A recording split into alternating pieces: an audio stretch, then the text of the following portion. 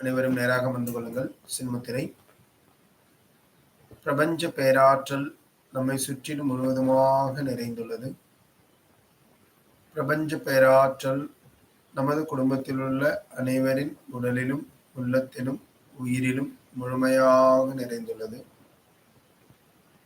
பிரபஞ்ச பேராற்றல் நமது உடலிலும் உள்ளத்திலும் உயிரிலும் முழுமையாக நிறைந்துள்ளது. பிரபஞ்ச சக்திக்கு நன்றி, ஏனெனில் இந்த உயிரை தந்து இப்புவியில் சிறப்பாக வாழ வைத்தமைக்கு. தாய்க்கு நன்றி, ஏனெனில் இந்த உடலையும் உயிரையும் அன்போடும் பாசத்தோடும் வளர்த்து தந்தமைக்கு. தந்தைக்கு நன்றி, ஏனெனில் இந்த உடலுக்கும் உயிருக்கும் தேவையான துணிவையும் அறிவையும் கொடுத்து வளர்த்தமைக்கு. குருவுக்கு நன்றி, ஏனெனில் இந்த உடலுக்கும் உயிருக்கும் தேவையான ஞானத்தினையும் தக்க வழியையும் காண்பித்ததற்கு. ஆதியும் அந்தமுமாய் அனைத்திலும் நிறைந்திருக்கும் அற்புத ஆற்றலே, அணுக்களை அசைத்து அகிலத்தை இயக்கும் பிரபஞ்ச பேராற்றலே, சொற்களின் அதிர்வுகளாலும் காட்சிகளின் பதிவுகளாலும் எம் சிந்தையில் அடிக்கடி தோன்றும் எண்ணத்தின் உருவையே காணும் அவ்விடத்திலேயே உருவாக்கும் ஆற்றல் பெற்ற பிரபஞ்ச சக்தியே, உன்னை வணங்கி தொடங்குகிறோம், அருள்வாய் எமக்கு.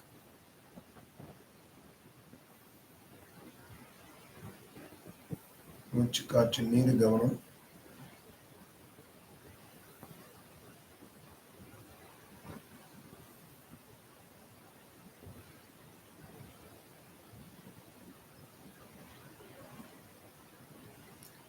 நாம் அமர்ந்திருக்கும் அறையில் இருக்கக்கூடிய சத்தத்தை கவனியுங்கள்.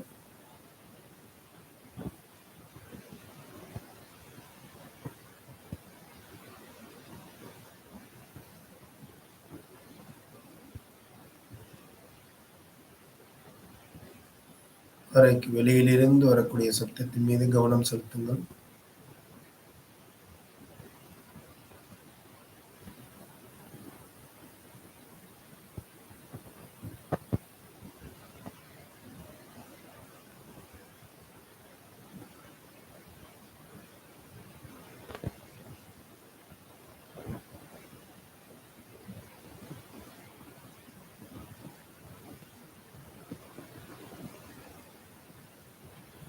என் அன்பான இறைவா, உன்னை நாம் வணங்குகின்றோம். இறைவா, உனது ஒளிமயமான பாதையை எங்களுக்கு காட்டு.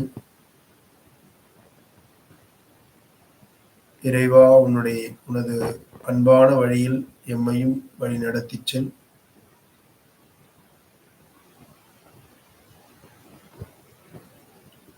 இறைவா, எங்களது தேர்ந்தெடுக்கும் சுதந்திரத்தை பயன்படுத்தி சரியானவற்றை தேர்ந்தெடுப்பதற்கும் சரியான வழியில் நாங்கள் செல்வதற்கும் அருள் புரிவாயாக.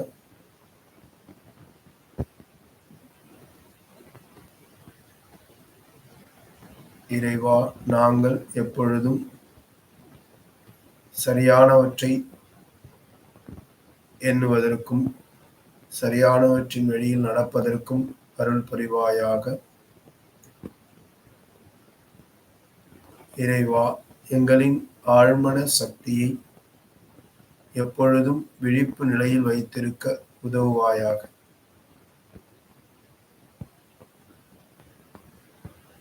எங்களின் ஆழ்மன சக்தியோடு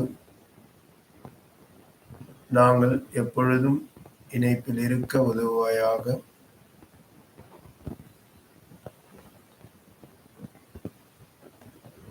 இறைவா, எங்களை உனது ஒளிமயமான அன்பான வழியில் அழைத்துச் செல். இறைவா, உனது ஒளிமயமான பாதையை எங்களுக்கு காட்டு.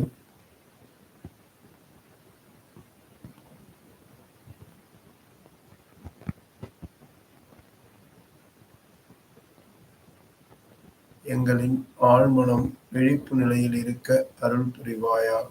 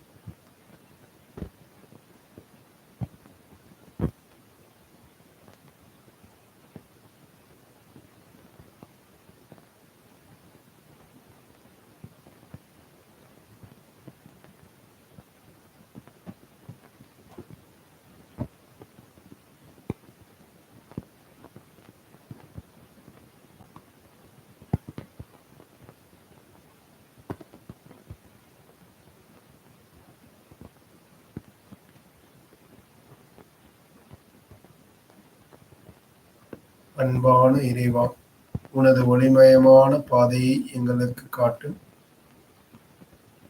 உனது அன்பான வழியில் எம்மையும் வழிநடத்திச் செல்.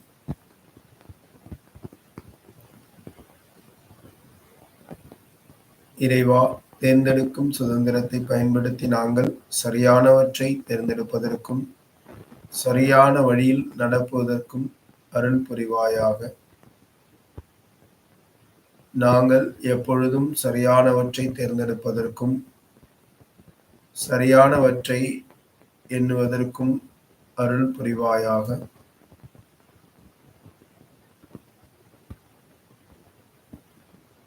இறைவா, எங்களது ஆழ்மன சக்தியை எப்பொழுதும் விழிப்பு நிலையில் வைத்திருக்க அருள் புரிவாயாக.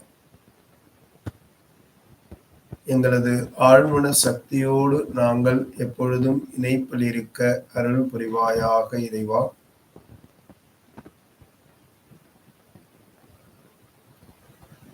இறைவா, உமது ஒளிமயமான பாதையை எங்களுக்குக் காட்டும். உனது அன்பான வழியில் எம்மையும் வழிநடத்திச் செல். இறைவா, ஆழ்மன சக்தி எப்பொழுதும் விழிப்பு நிலையில் இருக்க அருள் புரிவாயாக.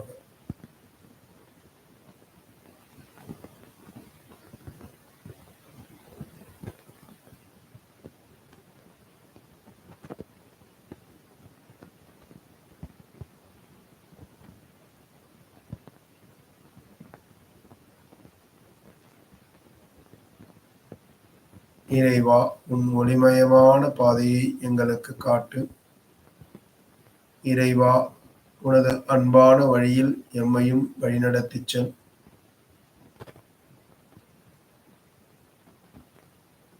சரியானவற்றை தேர்ந்தெடுக்கும் சுதந்திரத்தை பயன்படுத்தி சரியானவற்றை நாங்கள் தேர்ந்தெடுப்பதற்கும்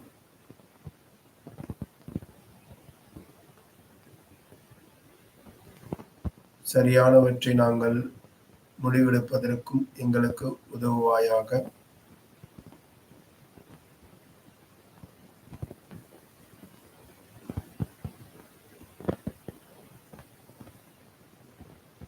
இறைவா, நாங்கள் சரியானவற்றை தேர்ந்தெடுப்பதற்கும்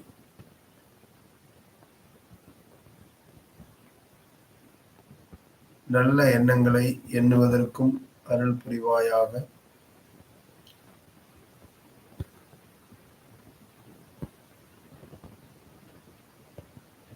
இறைவா, எங்களது ஆழ்மன சக்தியை எப்பொழுதும் விழிப்பு நிலையில் வைத்திருக்க அருள் புரிவாயாக.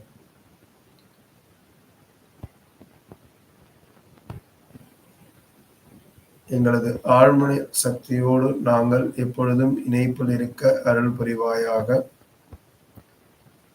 இறைவா, உனது ஒளிமயமான பாதையை எங்களுக்குக் காட்டு. உனது அன்பான வழியில் எம்மையும் வழிநடத்திச் செல். எங்களது ஆழ்மன சக்தியை எப்பொழுதும் விழிப்பு நிலையில் வைத்திருக்க உதவி செய்வாயாக.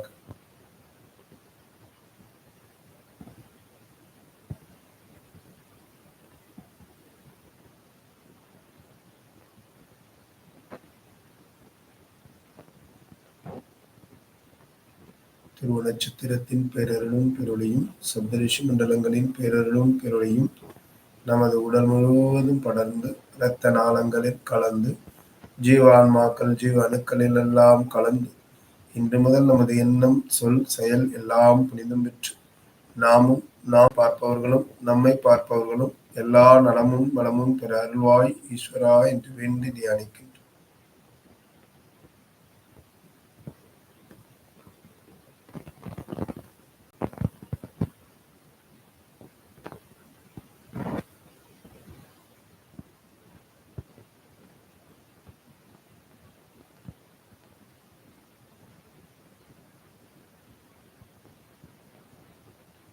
நம்மோடு வாழ்ந்து மறைந்த நமது முன்னோர்கள் மூதாதையர்கள் நண்பர்களுடைய உயிர் ஆத்மாக்கள் இறையாற்றலை அடைய வேண்டி பிரார்த்திக்கின்றோம்.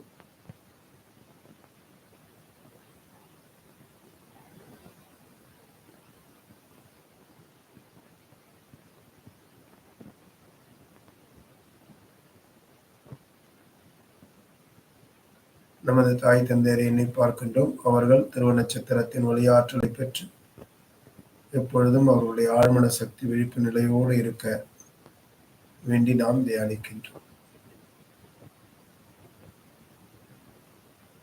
நமது வாழ்க்கை துணை எண்ணி பார்க்கின்றோம். அவர்கள் திருவ நட்சத்திரத்தின் ஒளியாற்றலை பெற்று எப்பொழுதும் அவர்கள் ஆழ்மன சக்தி விழிப்பு நிலையில் இருக்க வேண்டி தியானிக்கின்றோம்.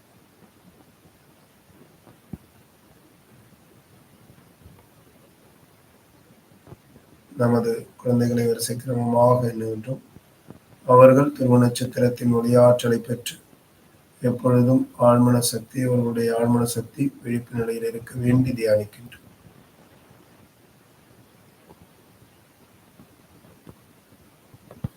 நமது உடன் பிறந்தவர்களை எண்ணுகின்றோம். அவர்கள் எப்பொழுதும் திருவ நட்சத்திரத்தின் ஒளியாற்றலை பெற்று அவர்களுடைய ஆழ்மன சக்தி எப்பொழுதும் விழிப்பு நிலையில் இருக்க வேண்டி தியானிக்கின்றோம்.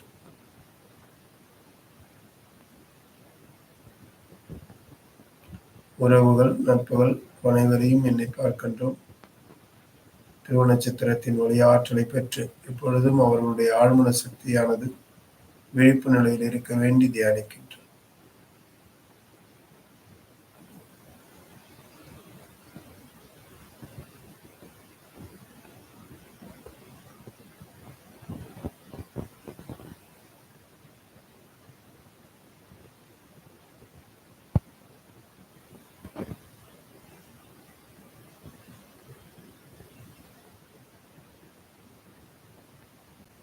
சேவைகள் புரிந்தவர்களுக்கு நன்றி. பௌதீக பொருட்களுக்கு நன்றி. பஞ்சபூத சக்திகளுக்கு நன்றி. நாம் அன்பானவர்கள், கருணையுள்ளம் கொண்டவர்கள், தன்னம்பிக்கை உடையவர்கள், சக்தி மிக்கவர்கள், சாதனையாளர்கள், செல்வ வளமுடையவர்கள், செல்வ வளமுடையவர்களை உருவாக்கும் மாபெரும் தலைவர்கள். நாம் அன்பானவர்கள், கருணையுள்ளம் கொண்டவர்கள், தன்னம்பிக்கை உடையவர்கள், சக்தி மிக்கவர்கள், சாதனையாளர்கள், செல்வ வளமுடையவர்கள், செல்வ வளமுடையவர்களை உருவாக்கும் மாபெரும் தலைவர்கள். நாம் அன்பானவர்கள், கருணையுள்ளம் கொண்டவர்கள், தன்னம்பிக்கை உடையவர்கள், சக்தி மிக்கவர்கள், சாதனையாளர்கள், செல்வ வளமுடையவர்கள், செல்வ வளமுடையவர்களை உருவாக்கும் மாபெரும் தலைவர்கள். நான் எனது வாழ்நாள் முழுவதும் அனைத்து உயிர்களிடத்திலும் அன்பும் கருணையும் கொண்டிருப்பேன். எல்லா உயிர்களுக்கும் தேவையான உதவிகளை செய்வேன். நான் எனது வாழ்நாள் முழுவதும் அனைத்து உயிர்களிடத்திலும் அன்பும் கருணையும் கொண்டிருப்பேன். எல்லா உயிர்களுக்கும் தேவையான உதவிகளை செய்வேன். நான் எனது வாழ்நாள் முழுவதும் அனைத்து உயிர்களிடத்திலும் அன்பும் கருணையும் கொண்டிருப்பேன். எல்லா உயிர்களுக்கும் தேவையான உதவிகளை செய்வேன். வாழ்க அன்புடன், வளர்க நன்றியுடன், வாழ்க வளமுடன். நான் மகிழ்ச்சியாக இருக்கின்றேன். ஆரோக்கியமாக இருக்கின்றேன். தெளிவான முடிவுகளை எடுக்கின்றேன். உற்சாகமாக இருக்கின்றேன். அமைதியாக இருக்கின்றேன். பொறுமையோடு இருக்கின்றேன்.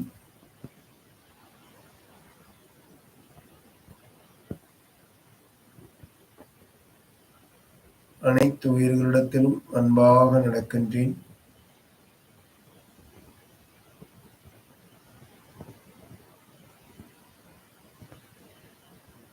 எப்பொழுதும் நேர்மறையாக சிந்திக்கின்றேன்.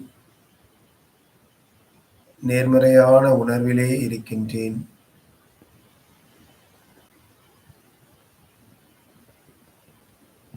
ஆழ்மன சக்தியோடு இருக்கின்றேன். ஆழ்மன சக்தி விழிப்பு நிலையில் வைத்திருக்கின்றேன். நான் மகிழ்ச்சியாக இருக்கின்றேன். இரு கைகளையும் தலைக்கு மேல் கொண்டு சென்று ஒன்றோடு ஒன்று தேய்த்து உங்கள் உடல் முழுவதும் 3 முறை வருடிக் கொள்ளுங்கள். 1, 2, 3. இடது கையின் மீது வலது கை வைத்து உங்கள் பார்வையை மெல்ல விழித்து வாழ்க அன்புடன், வளர்க நன்றி உணர்வுடன், வாழ்க வளமுடன் என வாழ்த்தி உங்களுக்கு வசதியாக அமர்ந்து கொள்ளுங்கள்.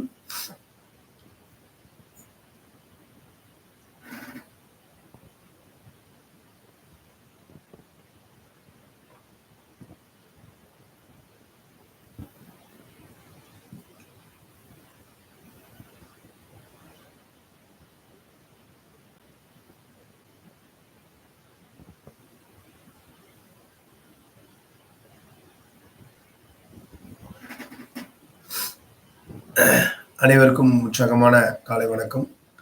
இந்த அற்புதமான இந்த ஆனந்த விடியல் பயணத்துல நம்மளுடைய அ 18வது நாள் இன்றைய நாள். ஒவ்வொரு நாட்களும் ஒவ்வொரு விஷயங்களோட நம்ம பயணிச்சுட்டு இருக்கிறோம். முதல் நாள் நாம் யார் அப்படிங்கிறதும், நம்ம ஒரு ஆன்மா, நம்மளை சுற்றி இருக்கிற எல்லாமே ஆன்மாக்கள். நாம இந்த உடல் எடுத்திருக்கிறோம் அப்படிங்கிறத நம்ம தெரிஞ்சுட்டோம். 2வது நாள் இப்போ நம்மளுடைய மனம் அப்படிங்கிற ஒரு விஷயம். இந்த மனதுல வந்து பார்த்தீங்க அப்படின்னா, அந்த நம்ம வரும்போதே ஒரு எண்ண பதிவுகள் நம்மள்ட்ட எப்பயுமே இருக்கும். அந்த எண்ண பதிவுகள், அதை சுற்றி இந்த உடல் எடுத்ததுக்கு பிறகு, இங்க இருக்கக்கூடிய ஒரு ஸ்தூல உடல்னால தோன்றக்கூடிய அந்த எண்ணங்கள், இது எல்லாமே மனதில் அடங்கியிருக்கு. இததான் மனசு அப்படின்னு சொல்றோம். ஆழ்மனம், வெளிமனம் அப்படின்ற அத சொல்றோம். வெளிமனம்னா என்ன? அது நம்மள என்ன மாதிரி வழி நடத்திட்டு இருக்குது? நம்மள எதுக்கு அ எதிராக வழி நடத்துது அப்படின்றத நாம தெரிஞ்சுட்டோம். அதுக்கு அடுத்ததா வந்து பார்த்தீங்க அப்படின்னா, ஆழ்மனம் அப்படின்றது என்ன? இறை ஆற்றலோடு இருக்கக்கூடிய ஒரு மனம், எப்பொழுதும் நம்மளை இறை சக்தியோடு எடுத்துட்டு போகக்கூடியது அப்படிங்கிறத பார்த்தோம். அதுக்கு அடுத்ததா வந்து பார்த்தீங்க அப்படின்னா, பிரபஞ்ச மனம். இந்த பிரபஞ்ச மனம் அப்படிங்கிறது என்ன அப்படின்னா, இந்த உலகம் முழுசும் எல்லா உயிர்களுடைய எண்ணங்களும் அதுல பதிவாயிருக்கும். அந்த ஆற்றல் தான் பிரபஞ்ச மனம். நாம எந்த அலைவரிசையில இருக்கிறோமோ, அத நம்மளுடைய வாழ்க்கையில ஏத்துட்டே இருக்கிறோம். நம்ம வாழ்க்கையில அத அனுபவிக்கிறோம். அந்த சேனல நம்மளால பார்க்க முடியும் அப்படின்றத நம்ம பார்த்தோம். ஈர்ப்பு விதி அப்படிங்கிறது என்ன அப்படின்னா, நாம் எந்த ஒரு பொருள இந்த பிரபஞ்சத்துல கேட்கிறோமோ, எத வந்து நம்ம நம்பிட்டு இருக்கிறோமோ, எந்த விஷயத்த நம்பிட்டு இருக்கிறோமோ, எத வந்து உணர்றோமோ, அது நம்மளுடைய வாழ்க்கையா நம்ம பார்த்துட்டு இருக்கிறோம். அததான் நாம அனுபவிச்சுட்டு இருக்கிறோம் அப்படிங்கிற அந்த விஷயத்தையும் பார்த்தோம். அடுத்ததா ஆழ்மன சக்தி, அ ஆழ்மன தியானம், பிரபஞ்ச தியானம் பார்த்தோம். ஆ அடுத்து வந்து பார்த்தீங்கன்னா, உடல பத்தி நம்ம பார்த்தோம். ரைட்டுங்களா? உடல் அப்டின்னா என்ன? இந்த உடல் வந்து என்ன மாதிரியான அறிவோட இருக்குது? இந்த உடலுக்குள்ள இருக்கக்கூடிய ஒவ்வொரு உறுப்புகளுக்கும் என்ன சக்தி? அது என்ன மாதிரியான பயன்பாடுகள்? அது எப்படி நமக்கு வேலை செய்யுது? நாம சாப்பிடுற சாப்பாடுலேருந்து எந்த மாதிரியான சத்துக்கள் அதெல்லாம் எடுத்துக்கிடுது? அதற்கான ஆற்றல் இந்த பிரபஞ்சத்தை போன்று அது ஒரு பிரபஞ்சம், குட்டி பிரபஞ்சம் அப்டின்றத நம்ம பார்த்தோம். நாம என்ன மாதிரியான சத்துக்களை எடுத்துக்கணும்? அந்த அவருடைய நம்முடைய சிறப்பு விருந்தினர் பேசிய என்ன சத்துக்கள் எடுத்துக்கணும்? என்ன மாதிரியான குறைபாடுகள் இருக்கும்? அதுக்கு என்ன மாதிரியான சோதனைகள் நம்ம பண்ணிக்கலாம்? அந்த விஷயங்களையும் நம்ம பார்த்தோம். இது எல்லாமே பார்த்து உடலுடைய மொழிகள், நம்முடைய உடலில் என்ன மாதிரியான மொழிகள் இருக்குது? அது என்ன? அது சொல்லக்கூடியது என்ன? அது உணர்த்தக்கூடியது என்ன நமக்கு? அதுக்கு ஏற்ப நாம என்ன பண்ணணும்? இதெல்லாமும் நம்ம பார்த்திருக்கோம். அதுல வந்து பார்த்தீங்க அப்படின்னா, நம்முடைய ஆத்ம தியானம் அத நம்ம பார்த்தோம். அடுத்ததா வந்து நம்மளுடைய இந்த ஆன்ம உலகம்னா என்ன? இந்த உலகத்துல எப்படி இருக்குது? அப்படிங்கிற டீட்டெயில் நம்ம பார்த்தோம். அதுக்கு அடுத்தது வந்து பார்த்தீங்க அப்படின்னா, இந்த நம்முடைய ஆன்மா வந்து எங்கிருந்து பயணிக்குது? அதனுடைய பயணம் எப்படி ஸ்டார்ட் ஆனுச்சு? இந்த ஆன்மாவுடைய பயணம் எங்கிருந்து தொடங்குனுச்சு? ஏன்னா, நமக்கு சில நேரங்கள்ல புராணங்கள் சொல்லக்கூடியதுக்கும், மற்ற கதைகளுக்கும், நம்மளுடைய அறிவியலுக்கும் சில நம்ம சொல்லுவோம், "இப்படிதான் உலகம் உருவானுச்சு. கடவுள் தான் உருவாக்குனாரு" அப்படிம்போம். உடனே சயின்ஸ் சொல்லும், "இல்லைங்க. இதெல்லாம் அந்த உயிரிலேருந்து ஒரு செல் உயிரிலேருந்து உருவானுச்சு. அதாவது பெருவெடிப்பு அப்படிங்கிற நிலையிலேருந்து தான் கோள்களே உருவானுச்சு." அப்படின்னு அவங்க சொல்லுவாங்க. அப்ப இது வந்து நம்மள ஒரு கொஞ்சம் எப்பயுமே மனசுக்குள்ள ஒரு கன்ஃப்யூஸ் பண்ணிட்டே இருக்கும். ரொம்ப நெறைய படிக்க ஆரம்பிக்கும்போது இந்த ஒரு இது வரும்.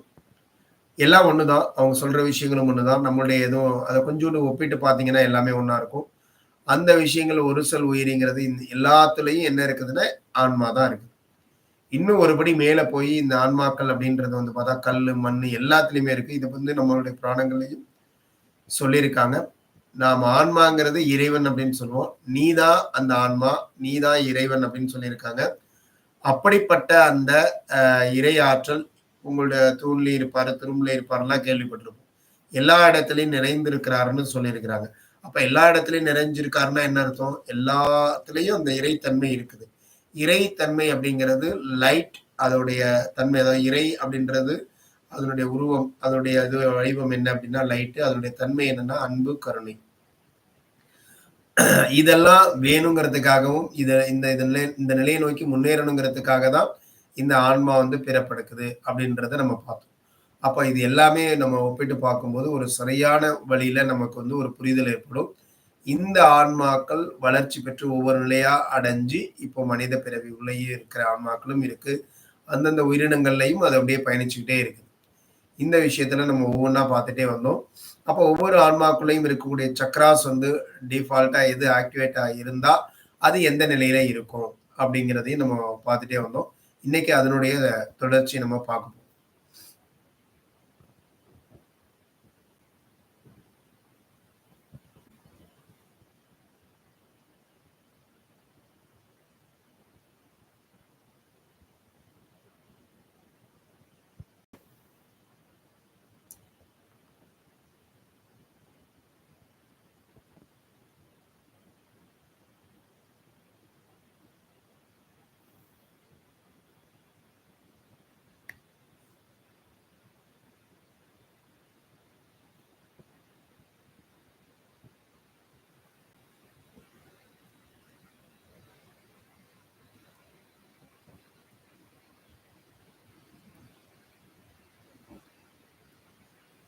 ஆன்மாவினுடைய 4ஆம் நிலை. இதைதான் நம்ம அன்னைக்கு பார்த்துட்டு இருந்தோம்.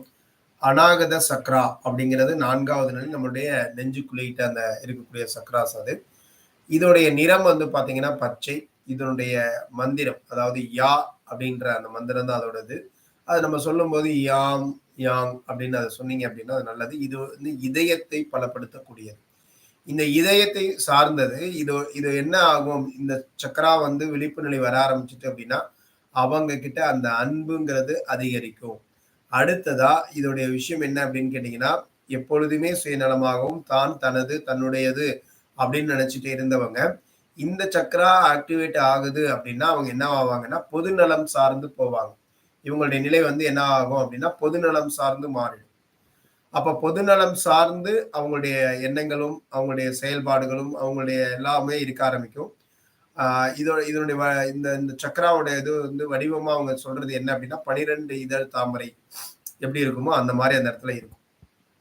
சரிங்களா?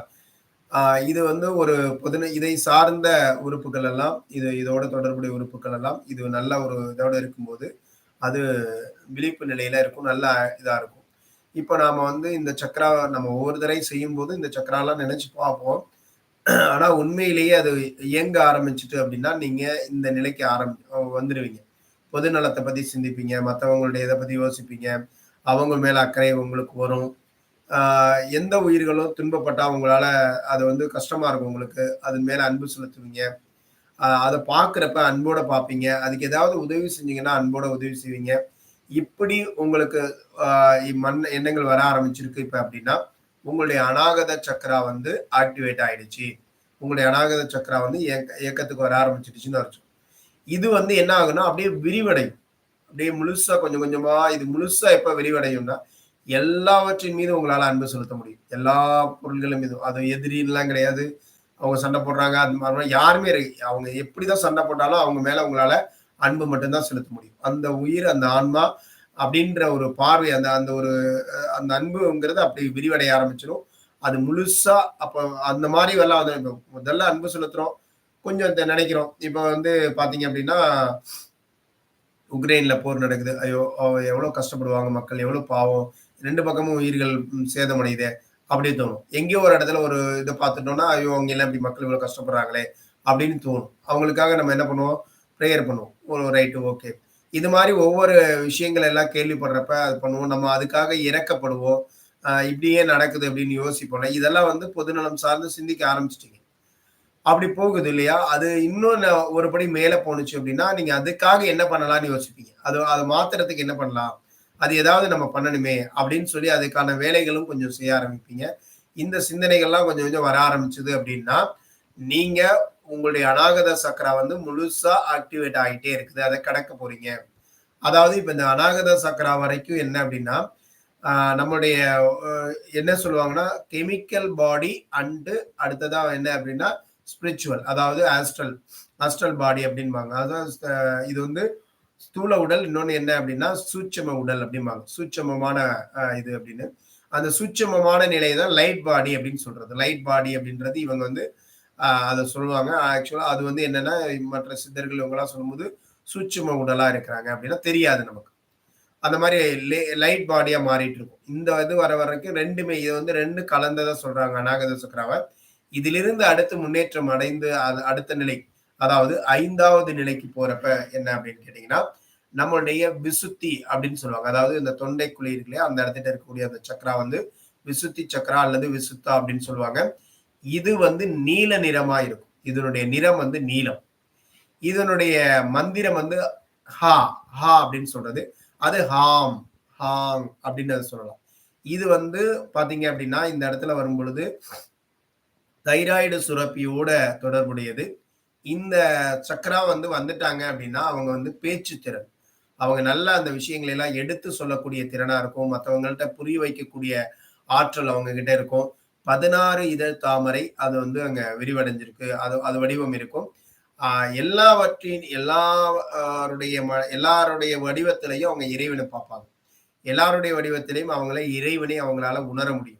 மத்தவங்களுக்கு எல்லா செய்திகளையும் புரிய வைக்க முடியும். இந்த மாரி ஒரு சுத்தி வரும்பொழுது, இப்ப இந்த அன்புங்கிறது எல்லார்கிட்டயும் போணுச்சு இல்லையா? இந்த அன்புங்கிறது நிலைக்கு போயி, இப்ப இந்த ஒரு சக்கரா அவங்களுக்கு வந்து ஆக்டிவேட் ஆயிடுச்சு அப்படின்னா, அவங்க வந்து பார்த்தீங்க அப்படின்னா, ஆ கிட்டத்தட்ட வந்து வந்து ஒரு ஒரு ஒரு நல்ல நபரா, அதாவது வந்து பார்த்தீங்க அப்படின்னா, ஒரு முழுமையான நபரா இருப்பாங்க. ஒரு ஒரு நல்ல நிலை அவங்கள பார்க்கும்பொழுதே ஒரு நல்ல ஒரு இது இருக்கும். அதோட வந்து அவங்க அவங்க கிட்ட வந்து பார்த்தீங்க அப்படின்னா, ஆ மற்றவர்களுக்கான வாழ்க்கை, ஒரு பொதுவான பொதுநலம் சார்ந்த வாழ்க்கை, அவங்களுடைய வாழ்க்கை மாற ஆரம்பிக்கும்.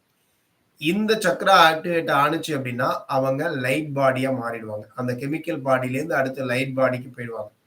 அதாவது 3டி டைமென்ஷன்லேருந்து 4டி டைமென்ஷன் அப்படிங்கிறது இதுதான். அந்த நிலைக்கு அவங்க போயிடுவாங்க. அப்ப அவங்களால வந்து எல்லா யாரு என்ன பண்ணாலும் சரி, எந்த மாதிரியான தொந்தரவு குடுத்தாலும் சரி, அவங்களால அவங்களுக்கும் நல்லது தான் செய்ய முடியும் அவங்களால.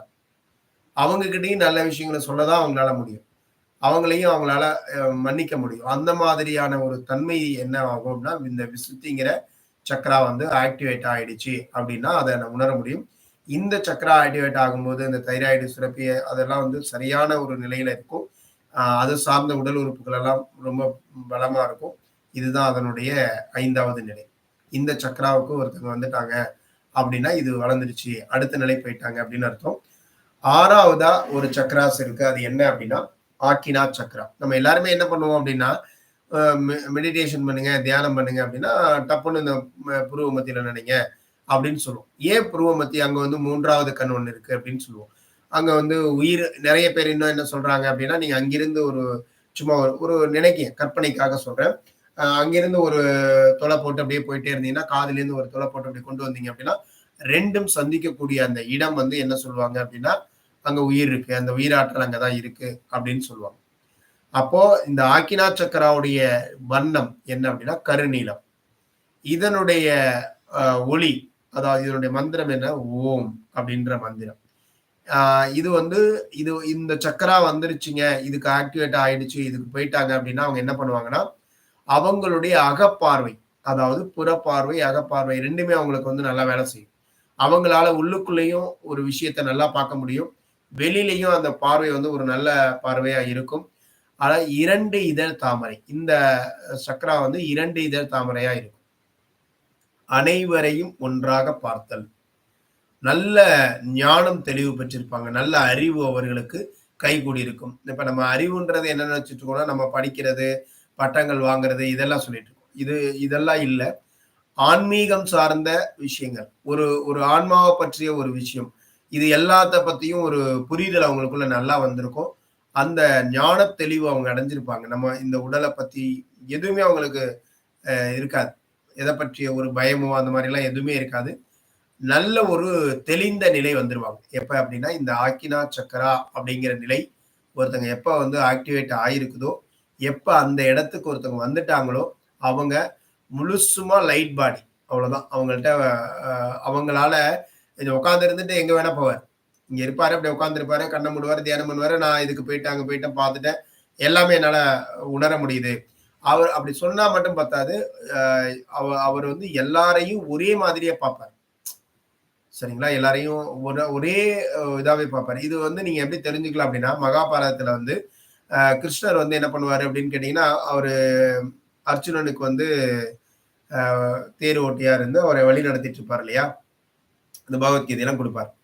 அப்போ வந்து பார்த்தீங்க அப்படின்னா, இது வந்து ஆக்சுவலா வந்து பார்த்தீங்க அப்படின்னா, இந்த கிருஷ்ண அவதாரத்துல இது ஒரு பகுதி அவ்வளவுதான். நம்ம என்ன நினைச்சுட்டு இருக்கோம், கிருஷ்ணன்னா மகாபாரதத்துல அவர் தான் அப்படின்னா, இது ஒரு சின்ன பார்ட் தானே ஒழிய, இவருடைய அவதாரம் எதற்காக வந்தது அந்த கிருஷ்ண அவதாரம்னா, ஒரு 2டே விஷயம். அவருடைய அவருடைய சாபம். 100 வருஷம் அவரு அந்த லட்சுமிய பிரிஞ்சு இருக்கணும். ராதான்ற பேர்ல அவங்க பூமியில வாழ்வாங்க. இவங்கள பிரிஞ்சு வாழணும் அப்படின்ற ஒரு சாபம். இது என்ன குறிக்கோள்னா, இந்த உலகத்துல அன்புங்கிற ஒரு விஷயமும், பக்திங்கிற விஷயமும் வேற வேற. இது இது வந்து அந்த காதல், அன்புங்கிறத வந்து சரியாக இந்த மக்களுக்கு உணர வைக்கணும், புரிய வைக்கணும் அப்படிங்கிறதுக்காகவும் எடுக்கப்பட்ட ஒரு அவதாரம் அது. அப்ப இந்த அன்பு தான் இந்த உலகத்துல வந்து முக்கியமானது அப்படிங்கிறத புரிய வைக்கிறதுக்காக எடுக்கப்பட்ட அந்த அவதாரம். அதுல வரும்பொழுது எல்லாமே ரிலேட்டடா தொடர்ச்சியா ஒவ்வொரு விஷயங்களை எல்லாம் எங்கெங்க எல்லாம் இந்த அன்பை கடந்து போய் உயிர்களுக்கு தீங்கு நடக்குதோ அந்த இடத்துல எல்லாம் இவர் அங்க இருந்து அவங்கள எல்லாம் வந்து என்ன பண்றாருன்னா அதை அழிக்கிறார். இப்போ நான் முன்னாடி காளிங்கனை அழிச்சாரு அப்படின்னா காளிங்கன்னு ஒரு அரக்கன் இருந்தா அவனை அழிச்சான் அப்படிங்கிறது நம்ம என்ன புரிதல் நம்மளுக்குள்ள வேணும்னா ஒவ்வொருத்தருடைய தலைக்குள்ளேயும் காளிங்கன் இருக்கிறான். அகங்காரம்ங்கிற பேர்ல அவன் இருக்கிறான். அவனை நீங்க அழிக்கணும். ஒவ்வொருத்தருக்குள்ளேயும் ஒவ்வொரு அரக்கன் இருக்கிறாங்க. அந்த அரக்கனை எல்லாம் அழிக்கணுங்கிறது தான் முக்கியமான விஷயமே. அப்ப அது மாதிரி ஒரு வதம் நடக்குது. அந்த விஷயத்துல எல்லாம் ஜெயிச்சு அவருடைய இந்த இந்த 7 சக்கராவையும் அவரு கடந்து வரக்கூடிய அந்த நிலைய வந்து அதுல சொல்லப்படும். அந்த இத நான் பார்த்திருக்கேன். அந்த விஷயங்கள நான் கேட்டிருக்கேன். அந்த விஷயங்கள்ல சொல்லப்படும். அப்போ அவரு என்ன சொல்லுவாருன்னா, இந்த மகாபாரத பொருள பாரு. அங்க வந்து கிருஷ்ணரா இருக்கிறது வந்து அர்ஜுனனா இருக்கிறதும் கிருஷ்ணன் தான். துரியோதனனா இருக்கிறதும் கிருஷ்ணன் தான். ஒருத்தரை அழிக்கிறதும் நான் தான். அங்க துன்பப்படுறதும் நான் தான். அப்படின்னு சொல்லுவாரு. அப்படின்னா என்ன அர்த்தம்? எல்லாத்துலயும் என்ன இருக்கிறேன்னு அர்த்தம்? இறைவன் அப்படிங்கிற ஒண்ணு இருக்குதுன்னு அர்த்தம். நீங்க கிருஷ்ணனை தானே இறைவனை பாக்குறீங்க. எல்லாத்துலயுமே கிருஷ்ணன் இருக்கு. உனக்குள்ள இருக்கிறதும் நான் தான், எனக்குள்ள இருக்கிறது நீ தான். அப்படிங்கிற அந்த ஒரு புரிதல். இது இந்த தாட் வந்து நம்ம எங்க வந்து நமக்கு புரியும் அப்படின்னு கேட்டீங்கன்னா, அவங்க சொல்ற அந்த விஷயம் எங்க புரியுது? இப்ப பாருங்க இந்த ஆக்னா சக்கரா ஒருத்தருக்கு ஆக்டிவேட் ஆயிட்டுன்னா, எல்லாத்தையும் ஒன்னாவே பார்ப்பார். இது இன்னொன்னு நம்ம வேற விஷயத்த எடுத்துக்கணும். நம்ம நடைமுறையில பாருங்க. ஐயப்பன் கோயிலுக்கு மாலை போடுறாங்க அப்படின்னா, அவங்கள பார்த்தோன்னே எல்லாரும் என்ன சொல்லுவாங்க? சாமி. எல்லாரையுமே சாமிம்பாங்க. பெரிய ஆளா இருந்தாலும், சின்ன ஆளா இருந்தாலும், எந்த ஒரு பதவியில இருந்தாலும் அவங்களே என்ன சொல்லுவாங்க? சாமின்ற அந்த இத சொல்லுவாங்க. ஏன்? இது எல்லாம் ஒன்னாவே பாருங்க. அவரையே கடவுளா பாருங்க. அவரையே இதா பாருங்க அப்படின்ற அந்த ஒரு இதுதான். அப்ப அவங்க அவர்கிட்ட பாத பூஜை எல்லாம் பண்றாங்க. ஏன் பண்றாங்க அப்படின்னா, அவரு இங்க வந்து உயர்ந்தவர், தாழ்ந்தவர்ங்கிற இந்த பாகுபாடு எதுவுமே இல்ல. எல்லா காலங்களையும் இது இருக்கணும். ஆனா நம்ம அந்த நேரத்துல மட்டும் நெறைய பேர் இருப்பாங்க. அப்புறம் மாறிடுவாங்க. அப்படி இல்லாமல் அந்த ஒரு நிலைக்கு போறதுதான் இந்த ஆக்கினா சக்கரம் அவங்களுக்கு முழுசா ஆக்டிவேட் ஆயிட்டு அவங்க வந்து அந்த நிலைக்கு வந்துட்டாங்க அப்படிங்கிற ஒரு தெளிவு ஏற்பட்டிருக்கு அப்படிங்கிறத நம்ம புரிஞ்சுக்கலாம். இது வந்து ஆன்மாவினுடைய 6வது நிலை நம்ம சொல்லலாம். இது எப்போ எந்த நிலையில இருக்குது? ஆன்மாவினுடைய 6வது நிலையில இது இருக்கு. சரிங்களா? அடுத்ததா ஆன்மாவின் 7வது நிலை. நம்முடைய 7வது சக்ரா என்னன்னா சகஸ்ராரா அப்படிங்கிற நம்முடைய உச்சந்தலையில இருக்கக்கூடியது. இதனுடைய அந்த நிறம் கரும் சிவம். சரிங்களா? ஆரம்பத்துல சிவப்புல ஸ்டார்ட் பண்ணி மேல வந்து என்ன முடியுது? கரும் சிவம். இது வந்து ஆ அப்படிங்கிறதுல ஆரம்பித்து ஓம் அப்படிங்கிறதுல முடியும். அப்படின்றதுல முடியும். ஆத்ம ஞானம் இங்க வரும் பொழுது அவங்களுக்கு ஆத்ம ஞானம் இந்த ஆன்மாவை பற்றிய புரிதல் தங்களுடைய ஆன்மாவினுடைய இது எல்லாமே அவர்களுக்கு கிடைக்கும். தெய்வீக சக்தி அவங்க கிட்ட இருக்கும். அவங்க அவங்க அந்த மாதிரி மக்களை வந்து தனித்துவமா இருப்பாங்க. அவங்கள நிறைய மக்கள் வந்து அவங்க கூட அவங்க கிட்ட பேசுனாங்கனாலே தனக்கு குணமாயிடுச்சு, நல்லாயிட்டு அவருடைய இது கிடைச்சிருச்சு அப்படின்னு சொல்லி எல்லாமே சொல்லுவாங்க. இது 1000 இதழ் தாமரை அப்படின்னு சொல்லுவாங்க. அதனாலதான் இந்த இடம் வரும் பொழுது ஒரு பாடல்கள்ல வந்து இந்த சித்தருடைய நூல்கள் எல்லாம் மனோன்மணி தாயை நான் கண்டேன். இந்த இடத்துல வரும் பொழுது அதை உணர்றாங்க. இறை தரிசனம் அவர்களுக்கு கிடைக்கும். இங்க பாருங்க 7வது நிலை. நான் சொன்னேன் ஆன்ம உலகத்துல 7 நிலை இருக்கு.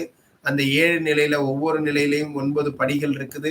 அதை கடந்து 7வது நிலையுடைய 9வது நிலையை கடந்தீங்கன்னா இறைவனை பார்க்க முடியும் அப்படின்னு அங்க ஆன்ம உலகத்துல இருக்கு. ஆன்மாக்கள் அதுல இருக்குன்னு சொன்னோமா இல்லையா? ஒவ்வொரு ஆன்மாக்குள்ளேயும் இந்த 7 சக்கரா இருக்குது. இந்த 7வது சக்கராவை கடக்கிறப்ப அந்த இறைவனை பார்க்கலாம் அப்படின்றது இதுலயும் சொல்லியிருக்காங்க. அப்ப என்ன விஷயம்? இந்த 7ங்கிறது ஒரு தனித்துவமானது. உனக்குள்ளேயே அந்த 7 உலகம் இருக்குது. உனக்குள்ளேயே அந்த 7 இடம் இருக்குது. அதுல ஒவ்வொரு நிலையிலும் 9 நிலை இருக்குது. அந்த 9 நிலையும் நீ கடக்கணும். அப்படி கடந்தின்னா உன்னால இறைவனை பார்க்க முடியும். அப்படிங்கிறதான் அந்த உண்மை. இதுக்குள்ளே நம்ம நிறைய விஷயங்கள் இருக்கு புரிஞ்சுக்க முடியும். அப்ப தன்னையே இறைவனாக உணர்தல். நானே இறைவன் தான்ப்பா. அதனாலதான் இறைவன் ஏன்னா கடந்து செல். உன்னையே கடந்து செல். உன் கடவுளை உணர முடியும். உன்னையே உனக்குள்ள நீ டிராவல் பண்ணு. உனக்குள்ள பாரு. நம்ம யாருமே நம்மளை பாக்குறதே இல்லை. நம்மளுக்குள்ள என்ன இருக்குது, நாம என்ன நினைக்கிறோம் அப்படின்னு பாக்குறது இல்ல. நாம என்ன பண்ணுவோம் அப்படின்னு கேட்டீங்கன்னா, வெளியில உள்ளவங்கள பார்ப்போம். அவர் என்ன பண்றாரு, அவர் என்ன தவறு பண்றாரு, நமக்கு எல்லாமே தெரியுது. நம்ம என்னென்னலாம் செஞ்சா ரைட்டுன்னு தெரியும். ஆனா எதையுமே நம்ம என்ன பண்றது இல்லை அப்படின்னா, நம்ம அதை நம்ம ஃபாலோ பண்றது. மற்றவங்க ஃபாலோ பண்றாங்களா இல்லையாங்கிறத வாட்ச் பண்ணுவோம். அவங்க இதை ஃபாலோ பண்றாங்களா, இது இல்லை, அவர்கிட்ட இந்த மாதிரி விஷயம் மைனஸ் இருக்கு, அவர் இந்த இதெல்லாம் பிளஸ் இருக்கு. ரைட்யா, உன்னைகிட்ட என்ன பிளஸ் இருக்கு, என்னைகிட்ட என்ன பிளஸ் யோசிப்பாங்க. என்ன காரணம்? தன்னை பற்றிய சிந்தனை, தன்னை பற்றிய ஒரு சுய பரிசோதனை, தனக்குள்ள என்ன நடக்குது, தான் ஏன் இந்த மாதிரி கோவப்படுறோம், நமக்குள்ள ஏன் இந்த மாதிரியான உணர்வுகள் வருது, ஏன் மற்றவங்கள்ட்ட இப்படி நடந்துக்கிறோம், இதை பத்தி நம்ம என்னைக்காவது யோசிச்சிருப்போமா, சிந்திச்சிருப்போமா அப்படின்னா கிடையாது. அப்ப இந்த ஒவ்வொரு சக்கராவும் ஆக்டிவேட் ஆகுறப்ப, இந்த 7வது நிலையை நம்ம தொடரப்ப முழு பூரணமான லைட் பாடியா, ஆஸ்ட்ரல் பாடியா மாறி முழுசா நம்மளால அந்த இடத்துல எந்த இடத்துக்கு வேணாலும் நம்மளால போக முடியும். சரிங்களா? எந்த இடத்துக்கு வேணாலும் நம்மளால போயிட்டு வர முடியும். நம்ம சொல்றப்ப அப்படி போறது வர்றதெல்லாம் சும்மா அப்படி போறோம், போயிட்டு வந்துடுறோம், ஒண்ணும் இல்லை. ஆனா இந்த நிலை இந்த நிலையை நீங்க யார் ஒருத்தங்க அடைஞ்சிருக்கிறாங்களோ அவங்களால முழுசாக அந்த இடத்த உணர முடியும். சரிங்களா? இதுதான் இந்த ஆன்மாவினுடைய 7வது நிலை. இந்த நிலை இது என்ன சொல்றாங்க, இது சயின்ஸ்ல பாத்தீங்கன்னா டென்சிட்டி அப்படின்னு சொல்றாங்க. ஒவ்வொரு டென்சிட்டிவா சொல்றாங்க. இந்த டென்சிட்டி தாண்டணும். அப்ப டைமென்ஷன் 3D டைமென்ஷன்ல இருந்து இதை 4D டைமென்ஷன், அடுத்து 5th டைமென்ஷன், இந்த மாதிரி 6th 7th டைமென்ஷன் அப்படின்னு சொல்லி அதனுடைய நிலையை அவங்க சொல்றாங்க. ஸோ இந்த ஒரு விஷயம் இது இந்தந்த நிலையெல்லாம் இது கடக்கும், இந்த மாதிரியா கடக்கும். அப்ப இந்த நிலைக்கு அது மூவ் ஆகுது. ஒரு நிலையிலிருந்து அடுத்த நிலை மூவ் ஆகுது. இப்ப இந்த பூமியை என்ன சொல்றாங்க அப்படின்னா 3D டைமென்ஷன்ல இருந்து 4D டைமென்ஷன்ல இருக்கக்கூடிய உயிர்கள் இங்க வாழலாம். அப்படிதான் அது மாறப்போகுது இப்ப. அப்ப யாரெல்லாம் 4Dல இருக்காங்களோ அவங்களாம் என்ன பண்ணுவாங்க அப்படின்னா இங்க இருப்பாங்க. 3D டைமென்ஷன்ல இருக்கிற நபர்களுக்கு வேற பிளானட்டா மாறிடும். வேற பிளானட்டுக்கு அவங்க போற நிலை வந்துடும். அப்படின்ற ஒரு இப்போ கிட்டத்தட்ட அந்த மாதிரியான சூழல் நடந்துட்டு இருக்குது அப்படின்னு சொல்லி சொல்றாங்க. நிறைய அதுக்கு ஆராய்ச்சிகள், நிறைய விஷயங்களை நம்ம கிட்ட சொல்லிட்டு தான் இருக்கிறாங்க. அப்போ இந்த ஆன்மாவினுடைய பயணம் எங்க ஆரம்பிச்சது? ஒரு ஆன்மா அந்த கடவுள் துகள்களா பிரிஞ்சது, தன்னை வளர்த்துக்கணும், தன்னை உயர்ந்த நிலை கொண்டுட்டு வரணும் அப்படிங்கிறதுக்காக அதனுடைய பயணத்தை ஸ்டார்ட் பண்ணது. ஒரு இளைய ஆன்மானா முதல்ல ஒரு கல்லாகவோ அல்லது ஒரு அந்த மாதிரி உள்ள இதுக்கு ஆரம்பிச்சு அது கொஞ்சம் கொஞ்சமா வளர்ந்து ஒரு ஒரு ஒரு ஒரு குழந்தை ஆன்மா, அடுத்து முதிர்ந்த நிலை ஆன்மாவா இந்த இடம் வர்றப்ப அது ஒரு முதிர்ந்த நிலை ஆன்மாவா மாறிடும். சில ஆன்மாக்கள் பாத்தீங்கன்னா சின்ன பிள்ளையா பிறந்திருப்பான், அவன் வடிவம் தான் சின்னது.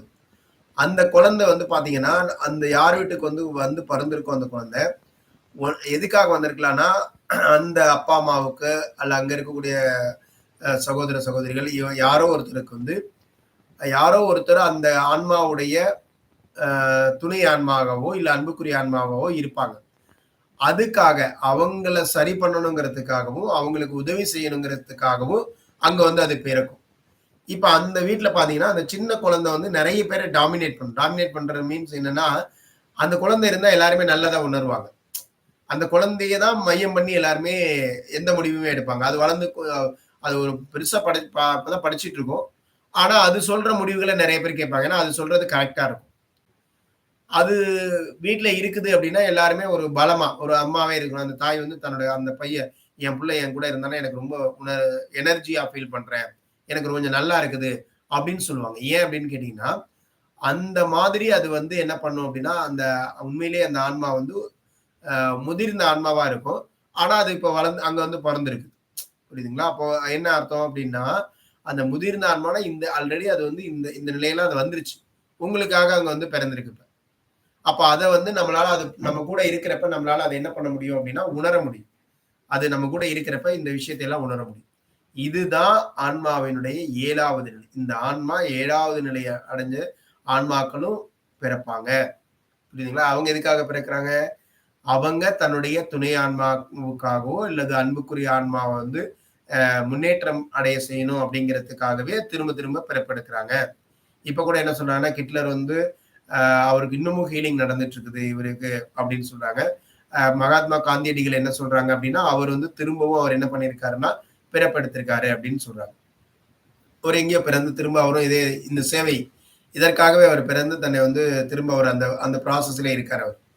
எதுக்காகன்னா மற்ற உயிர்களுடைய வளர்ச்சிக்காக. இப்படி ஒவ்வொருத்தருடைய இதை பத்தி பார்க்கும்போது நிறைய அவங்க எல்லாம் பிறந்துதான் இருக்காங்க. திரும்பவும் அவங்க வாழ்ந்துட்டு இருக்கிறாங்க அப்படின்னு சொல்றாங்க. அப்போ இந்த மாதிரி தான் இந்த ஆன்மாக்கள் ஒவ்வொன்றும் நடந்துட்டே இருக்குது. இதனுடைய பயணம் தொடர்ச்சியா நடந்துட்டு இருக்கு. அப்ப நமக்குள்ள என்ன புரிதல் வேணும் அப்படின்னா, நாம எந்த மாதிரியான இடத்துல இருக்கிறோம், நம்மளுடைய எந்த சக்ரா ஆக்டிவேட்ல இருக்குது, நாம ஒவ்வொரு சக்கராவும் ஆக்டிவேட் ஆகும்போது நம்மளுடைய உணர்வு எது மேலோங்கி இருக்குதோ அந்த சக்கராவில் நம்ம இருக்கிறோம். சுயநலமா இருக்கிறோம்னா நமக்கு வந்து மணிப்புரகத்துல தான் நம்ம இருக்கிறோம். இல்லைங்க நான் பொது நலத்தை பத்திலாம் சிந்திக்கிறேன், இதை நீங்க சொன்ன மாதிரி இதெல்லாம் வருதுன்னா எப்பயாவது வருதுங்க அப்படின்னா எப்பயாவது அது வந்து என்ன பண்றீங்க, நீங்க தூண்டுறீங்க, ஆக்டிவேட் பண்றீங்க, அதை வந்து அதை ஒரு ட்ரிகர் பண்றீங்க, அதை போய் இது பண்றீங்க, அதோட விட்டுறீங்க திரும்ப. உண்மையாலுமே அந்த ஒரு புரிதலோடு அது நடக்கணும் அப்படிங்கிறப்ப அது நடக்க ஆரம்பிக்கும் பொழுது உங்களுக்கு அந்தந்த உணர்வுக்குள்ள போவீங்க. அப்ப நம்மளை வந்து நம்மளை இனிமே நம்ம இது மாதிரி பண்ணிக்கணும், நம்ம தயார்படுத்திக்கணும் நம்மளை. ஸோ நம்மளை சுத்தி இருக்கிறவங்க அந்த மாதிரி நடந்துக்கிறாங்க அப்படின்னா நம்ம அதுக்காக என்ன பண்ண வேண்டியது இல்லை, கோவப்பட வேண்டியதில்லை. அந்த ஆன்மா ஏதோ ஒரு விஷயத்தை கழிக்கிறதுக்காக அது வந்திருக்கு. ஏதோ ஒரு உங்களுக்கு ரொம்ப தொந்தரவா இருக்குதா, நல்லா புரிஞ்சுக்கோங்க. நமக்கு வந்து ஏன்னா நான் சொன்ன மாதிரி வந்து பாத்தீங்க அப்படின்னா 5% பீப்புளா தான் நம்ம இருக்கிறோம், அதுக்குள்ளதான் இவங்க எல்லாம் இருக்காங்க. ஆனா 90% பீப்புள் 95% பீப்புள் அவங்க அந்த மாதிரி இருக்காங்க நெகட்டிவ் ஆன்மானா. எதுக்காக அப்படின்னா அவங்க எல்லாரும் இதை இன்னும் வளர்த்துறதுக்காக. நம்ம அப்பதான் இன்னும் நல்லா வேகமா இந்த உலகம் வளரும், முன்னேறும். அவங்களுடைய எதிர்ப்பு இல்லை அப்படின்னா நல்ல விஷயமும் அது நமக்கு தெரியாம போயிடும்.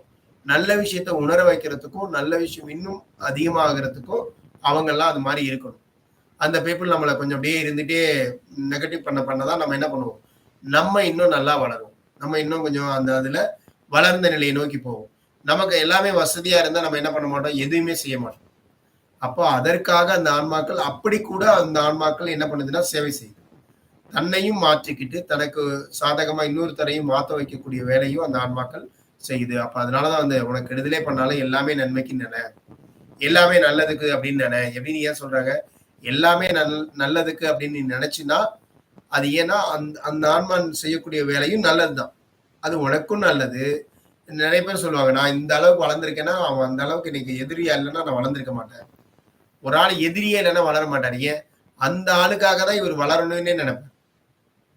அதை வச்சு இந்த ஆன்மா தன்னை வந்து வடிவமைச்சு, அதை வச்சு இந்த ஆன்மா வந்து தன்னை வந்து என்ன பண்ணிட்டே இருக்கும் அப்படின்னு கேட்டீங்கன்னா உயர்ந்த நிலையை நோக்கி போறதுக்கு முடிவெடுத்து பண்ணிட்டே இருக்கும். அப்ப அந்த மாதிரி ஒரு தன்மையை ஒவ்வொரு ஆன்மாவும் இருக்குது. அப்ப நம்மளை சுத்தி இருக்கிற ஆன்மாக்கள் ஏன் இப்படி நம்ம கிட்ட நடந்துக்குது அப்படின்னு நீங்க வருத்தப்பட வேண்டியது இல்லை. அது நடக்குதுன்னா அதுக்கு ஒரு காரணம் இருக்கு. ஒண்ணு உங்களுக்குள்ள ஒரு மாற்றத்தை ஏற்படுத்துறதுக்காக இருக்கும், இல்ல அது உங்க மூலியமா அது வளர்ந்துக்கிறதுக்காக இருக்கலாம். அப்ப அதற்காக இந்த ஒரு சங்கடங்கள் உங்களுக்கு வருது. அதை நீங்க மன உறுதியோட ஏத்துக்கோங்க. சரி, ரைட், ஓகே. இப்படி நீங்க அக்செப்ட் பண்ணிக்கிட்டீங்க அப்படின்னா, அதுக்குதான் நான் சொன்னேன், ஒரு அளவுகோல் இருக்கணும்ல. எப்படிங்க நாங்க நடந்துக்கிறது அப்படின்னா ஒரு அளவுகோல் இருக்கணும்ல. உங்களை வந்து அது அதாவது என்னன்னா அது கொடுக்குற விஷயம் வந்து அதுக்கு ஏதாவது நீங்க மறுப்போ இல்ல அதை வந்து இது பண்ணணுமா அப்படின்னா வேண்டியதில்லை. அது என்ன பண்ணலாம் அப்படின்னா ஏத்துக்கோங்க. அதனால ஒரு ஒரு பெரிய பாதிப்பு அங்க வருது அப்படின்னா அதை எந்த முறையில தடுக்கலாமோ அதை தடுக்கலாம். ஆனா அந்த ஆன்மாவை வந்து நீங்க என்ன பண்ணக்கூடாது அப்படின்னா நீங்க இப்படிதான் நடந்தவன்னு கட்டாயப்படுத்த முடியாது. அதனுடைய தற்சுதந்திரத்துல, ஏன்னா எல்லா ஆன்மாவும் இந்த நிலை வரும் பொழுது ஃப்ரீவில் முறை, அதாவது தற்சுதந்திரம் அப்படிங்கிறது இருக்கு. அந்த தற்சுதந்திரத்துல போய் நம்ம தலையிடக்கூடாது. அந்த ஆன்மா என்ன பண்ணணும், அது இயல்பாவே அது வழியிலேயே முன்னேறட்டும். ஆனா நீங்க என்ன பண்ணுங்க அப்படின்னா அதன் மூலியமா வரக்கூடிய தொந்தரவுகள், அதன் மூலியமா வரக்கூடிய சங்கடங்களை வந்து நீங்க தைரியமா ஏத்துக்கோங்க. அதை கடந்து வாங்க, அதுல இருந்து கடந்து வாங்க. அதுதான் நம்ம நிறைய பேர் என்னன்னா எனக்கே இவ்வளவு கஷ்டம், கடவுளே இல்லை அப்படின்னு நிறைய ஆன்மாக்கள் வந்து இப்ப எல்லாம் புலம்ப ஆரம்பிச்சிட்டாங்க. என்ன காரணம், இது மறந்துட்டாங்க அவங்க எல்லாமே. கடவுள் என்ன பண்ண மாட்டாரு, உங்களுக்கு இதன் மூலியமா தான் உங்களுடைய ஆன்ம முன்னேற்றத்துக்கு அவர் உதவி செய்யறாரு. அப்ப நீங்க இந்த மாதிரி சங்கடங்கள் வருதா, நீங்க அதெல்லாம் தைரியமா எடுத்துக்கோங்க. சரி, நமக்காக இது வருதுன்னா, இதிலிருந்து நமக்கு ஏதோ ஒரு பாடம் குடுக்கப்படுது. இதிலிருந்து ஏதோ ஒரு லெசன் நமக்கு இருக்குது. இவங்க மூலியமா நமக்கு ஏதோ ஒரு லெசன் வருது அப்படின்றத நீங்க புரிஞ்சுக்கிட்டீங்கன்னா, நம்மள சுத்தி இருக்கிற நபர்கள் இந்த மாரிலாம் செஞ்சாங்க அப்படின்னா, அதுக்காக நம்ம என்ன பண்ண மாட்டோம்? கவலைப்பட மாட்டோம். இதுக்காக புலம்ப மாட்டோம். வாழ்க்கையில புலம்பிட்டே இருக்க மாட்டோம். அப்போ இந்த வாழ்க்கைய நம்ம உணர ஆரம்பிச்சுட்டோம். ரைட் இப்படிதான்யா. இது மாரி தான் வாழ்ந்துடும். சரி ரைட் ஓகே அப்படின்னு. நாம என்ன பண்ணணுமோ, அதையெல்லாம் நல்ல வழியில பண்ண ஆரம்பிப்போம். அது எப்படி நம்மளால நல்ல வழிக்குள்ள பண்ண முடியுமோ, அந்த விஷயத்த நம்ம பண்ண ஆரம்பிச்சுருவோம். சரிங்களா? அதனால இந்த ஒரு ஒரு புரிதல் நமக்குள்ள வரணுங்க. இப்போ நம்மளுடைய பார்வை வந்து இப்ப என்ன ஆயிடுச்சு அப்படின்னா, ஆன்மா உடைய பயணம் ஸ்டார்ட் ஆகி, இப்படி ஒவ்வொரு நிலையாக கடக்கணும். இத்தன உயிர்கள், இத்தன உடல்கள் அத எடுக்குது. அப்பன்னா பார்த்துக்கோங்க. கிட்டத்தட்ட இந்த இந்த பூமிக்கு என்ன சொல்றாங்கன்னா, ஆ 90,000 வருடம் அப்படின்னு சொல்லி சொல்றாங்க. ஆ இது இது இதுக்கு பிறகு அந்த ஆயுள் சொல்றாங்க. அதுக்கப்புறம் அது மாறும். ஒவ்வொரு டைமென்ஷனா மாறும் அப்படின்றாங்க. அதே மாரி இந்த ஒவ்வொரு ஆன்மாவுக்கும் இத்தன வருஷங்கள் வந்து இத்தன பிறப்பு எடுக்கலாம். இத்தன முறை அது வந்து பிறப்பெடுக்கணும். இத்தன வருஷங்கள் அது இருக்கணும் அப்படின்னு சொல்றாங்க. அதுக்குள்ள நம்ம அந்த ஆன்மா வந்து முன்னேற்றம் அடையணும். முழுமை நிலை. இந்த 7 நிலை அது கடக்கணும். அப்படி கடக்கல அப்படின்னா, அடுத்த நிலைக்கு அது திரும்ப இதாகும். சரிங்களா? அப்ப அந்த மாரி ஒரு தன்மை இருக்குது. இதையெல்லாம் புரிஞ்சுட்டு நம்ம ஏன் இதெல்லாம் நம்ம தெரிஞ்சுக்கணும் அப்படின்னா, இப்ப நம்மள பத்தி ஒரு விஷயம், இவ்வளோ பெரிய விஷயம் நமக்குள்ள இருக்குது. இதுதான் நம்ம அப்படின்றத உணர்ந்துட்டோம் அப்படின்னா, இந்த வாழ்க்கை குறித்த பயமோ, இல்ல இந்த உடல் குறித்த பயமோ, என்ன நடக்க போகுது அப்படின்னு அத பத்திலாம் யோசிக்கவே மாட்டோம். கடவுள் ஏன் இப்படி பண்றாரு? அப்படின்னு கடவுள்ட்ட போய் நீங்க முன்னாடி வேண்டுனதுக்கும், இப்ப வேண்டதுக்கும் நெறைய வித்தியாசம் இருக்கு. முன்னாடி எல்லாம் வந்து நான் நல்லா இருக்கணும், என் குடும்பம் நல்லா இருக்கணும். இப்ப எல்லாம் நீங்க வேண்டும்போதே, ஆ கண்டிப்பா கவனிச்சு பாருங்க.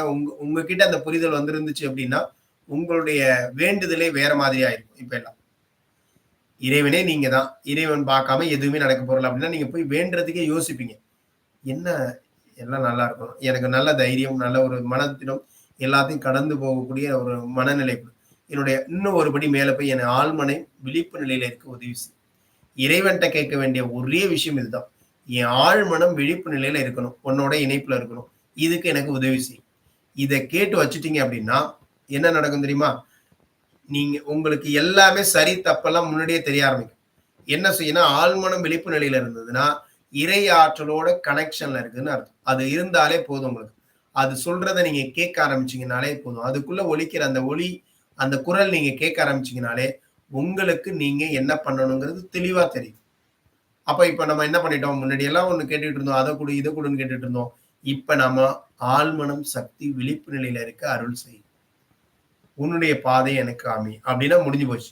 எல்லாமே நம்மளால என்ன பண்ண முடியும்? இது இருந்துச்சுன்னா, நீங்க கேட்கிற எல்லாமே வந்துரும். இது எல்லாம் ஸ்பிரிச்சுவல். இது எல்லாம் ஸ்பிரிச்சுவலான விஷயங்கள். இது எல்லாமே இது இது இது என்ன சொல்லலாம்? இன்னும் விர்ச்சுவல் அப்படின்னு சொல்லலாம். இது வந்து இன்னும் வந்து நீங்க நம்ம மெட்டீரியலைஸ்டா நெறைய கேட்டுட்டு இருப்போம்ல. அந்த மெட்டீரியலைஸ்டு எல்லாம் தானா வரும். இந்த விஷயம் உங்களுக்குள்ள வர ஆரம்பிச்சுட்டு அப்படின்னா, அதெல்லாம் உங்கள தேடி வரும். எல்லாமே உங்கள தேடி வரும். எப்ப? உங்களை நீங்க எவ்ளோ பவர்ஃபுல்லா மாத்துறீங்களோ! அப்ப பவர்ஃபுல்னா என்னது? இப்போ ஒரு ஒரு இரும்பு எடுத்திருக்கிறோம். அந்த இரும்பு வந்து சும்மா இரும்பா கிடந்தா அது ஒண்ணும் புண்ணியம் இல்ல. அந்த இரும்ப எடுத்து அடி அடின்னு அடிப்பாங்க. அவ்ளோ ஹீட் பண்ணுவாங்க. எல்லாத்தையும் தாங்கி அது என்ன பண்ணுதோ அது எல்லாத்துக்கும் அப்படியே குடுத்துட்டே இருக்கும் அது. அப்புறமா பாருங்க. அது ஒரு அற்புதமான கத்தியாவோ, இல்ல அற்புதமான ஒரு கடப்பாரை ஏதோ ஒரு விஷயமா அது மாறும். அப்ப அத நம்ம எல்லாருமே பயன்படுத்துவாங்க. அத வாங்கிக்குவாங்க. என்ன காரணம்? அது இப்பொழுது தன்னை வந்து அவ்வளவுக்கும் உட்படுத்தி இருக்கு. அதே மாதிரி நீங்க உங்கள சுத்தி வரக்கூடிய எல்லா கஷ்டங்களுக்கும் உட்படுத்திக்கிட்டீங்கன்னா, நீங்க செதுக்கப்படுறீங்க, நீங்க தயார்படுத்தப்படுறீங்க. உங்களுடைய ஆன்மா வந்து இந்த 7 நிலையை நோக்கி முன்னேறிட்டு இருக்குது. இது எல்லாம் இந்த ப்ராசஸ் எல்லாம் முடியும்போது என்ன ஆகும் அப்படின்னு கேட்டீங்கன்னா, இது எவ்வளோ சீக்கிரம் நீங்க அக்செப்ட் பண்றீங்களோ, அவ்வளோ சீக்கிரம் நீங்க அந்த இடத்த கடந்து போறீங்க. இத எவ்வளோ சீக்கிரம் நீங்க எதுக்குறீங்களோ, அவ்வளோ சீக்கிரம் நீங்க பின்னோக்கி போறீங்க. உங்களுக்கு வர்ற கஷ்டங்கள எதுக்க ஆரம்பிச்சீங்கன்னா, நீங்க பின்னோக்கி போவீங்க. அக்செப்ட் பண்ணி அத கடந்து போக தயாராயிடுங்க. அது வராம இருக்கணும்னா, நீங்க உங்களுடைய செயல்கள்னால தான் அது வந்திருக்குது. அப்ப என்ன பண்ணணும்? அதுலேருந்து தப்பிக்க முடியாது. வேற வழியே இல்ல. ஏத்து தான் ஆவணும். முடிஞ்ச வரைக்கும் ட்ரை பண்ணிட்டீங்க. உங்களால ஆன எல்லாத்தையும் பண்ணுவீங்க. அதையும் மீறி அது வருதா விட்டுருங்க அவ்வளோதான். ஏத்துக்கோங்க.